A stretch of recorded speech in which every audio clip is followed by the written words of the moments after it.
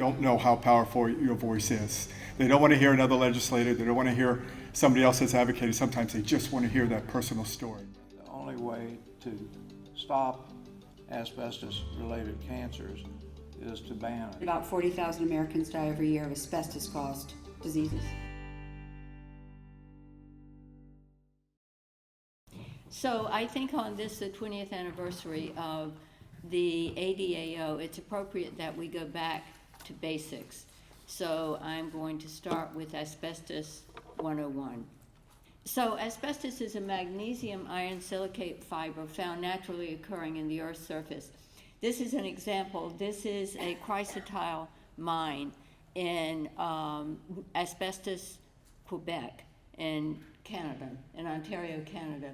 And at the time, the town was named Asbestos. It has now been renamed to the Valley of these Springs. Val de Source, I think, is the French name.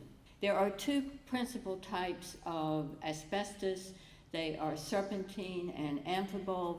Chrysotile, the serpentine fiber, accounts for over 95% of asbestos sold and used around the world and also in the United States. It's often referred to as white asbestos. Amphibole fibers include amosite, chrysotolite, actinolite, anthophyllite, and tremolite. These 6 commercial asbestos fibers are regulated by OSHA. Libby amphiboles are contained in vermiculite, which is mined in Libby, Montana. The amphiboles are tremolite, and the amphibole asbestiform fibers, winkite and richterite. This is a scanning electron micrograph of amosite asbestos, often referred to as brown asbestos. And you can see from this micrograph the physical characteristics of amosite asbestos. And if you'll note, they're rod-like, needle-like. In contradistinction to this is chrysotile asbestos. And you can see the physical characteristics of chrysotile here. It's curly. It's often referred to as curly asbestos. And you can see why chrysotile asbestos lent itself to being used in the manufacture of textiles. The uses of asbestos are TNTC, as they say, too numerous to count. They include textiles, boiler and pipe insulation, fireproofing, wallboard, plaster, cement, floor tiles, brake linings, roofing materials, gaskets.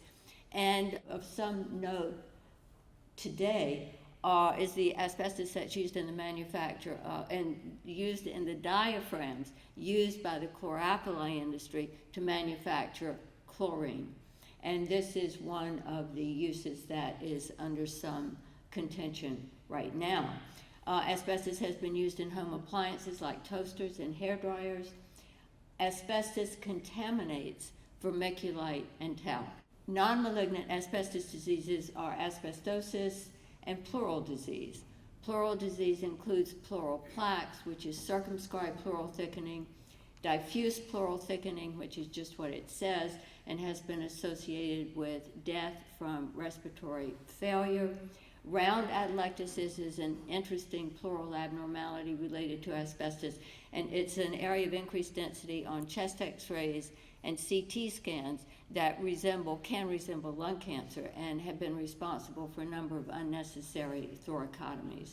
Malignant asbestos-related diseases are lung cancer, ovarian cancer, cancer of the larynx, gastrointestinal cancer, and malignant mesothelioma. Lung cancer is the most common cause of cancer deaths worldwide.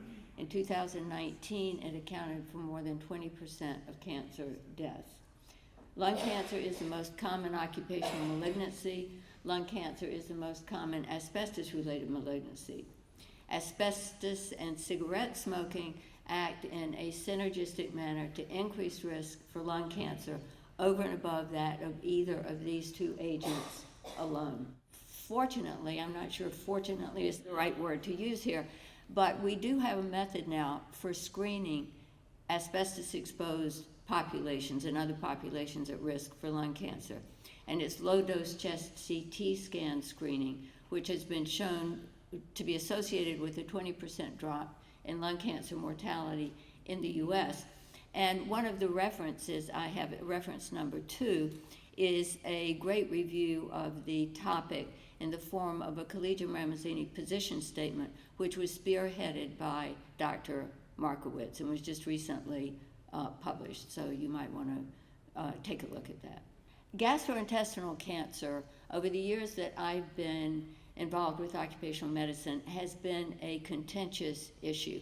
As you may remember from a slide that Dr. Lemon showed, Irving Selikoff had data to support an increase in risk for gastrointestinal cancer due to asbestos exposure. And then over the years, it became somewhat controversial. But over the ensuing years, there's an abundance of literature that has been published that shows statistically significant associations between occupational exposure to asbestos and increased risk for esophageal, stomach, and colorectal cancer. One of the more recent publications published by the University of British Columbia is referenced at the bottom of this slide, and that was published in late 2023. It was a systematic review meta-analysis. Malignant mesothelioma is a sentinel event for asbestos exposure.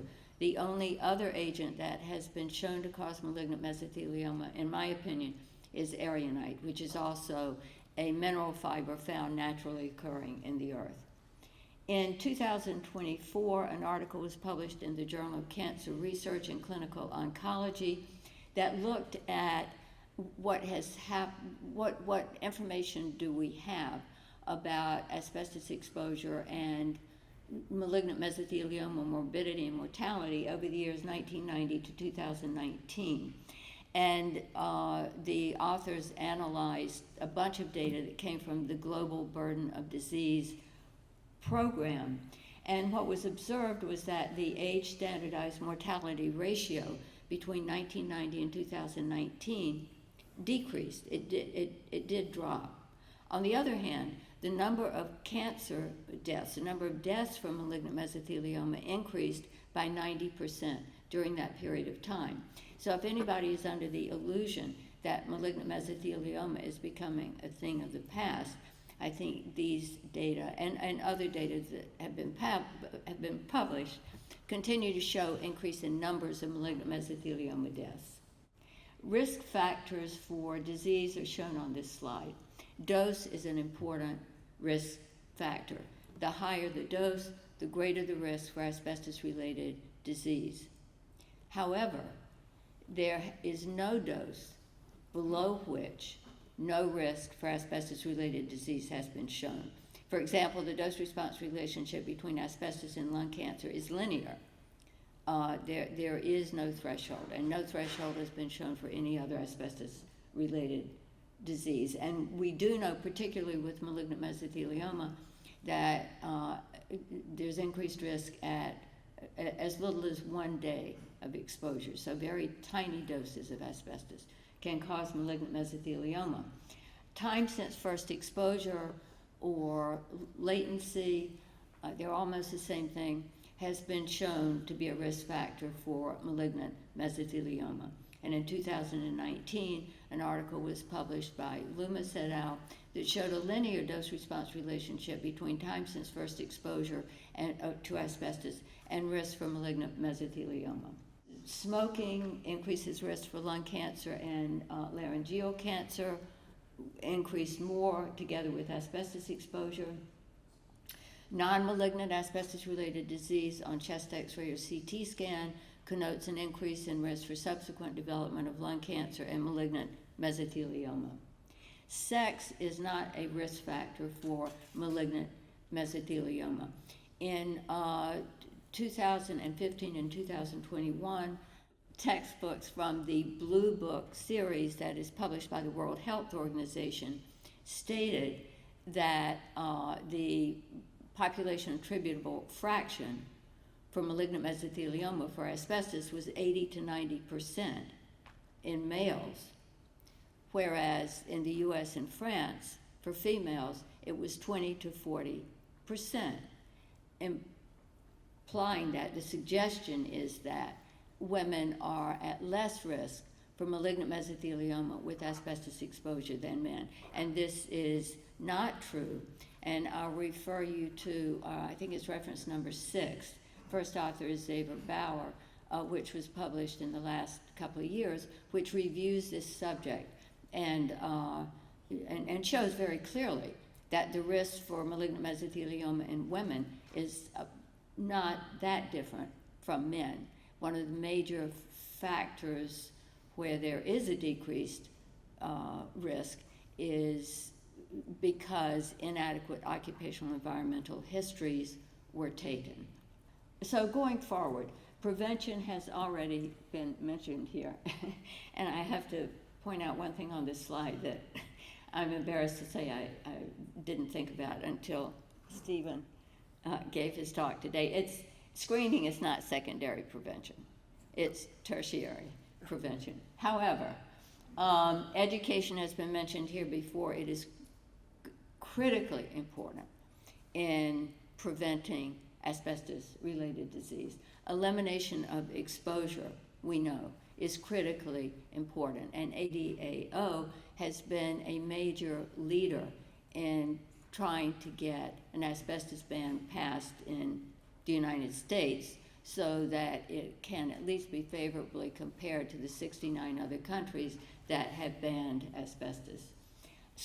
Screening is a valuable tool for saving lives and for preventing worse outcome in patients whose lives cannot be saved. And we have screening for lung cancer, which I mentioned. Colonoscopy is a reasonably good screening tool for colorectal cancer. So with that, I hope I haven't run over my time too much.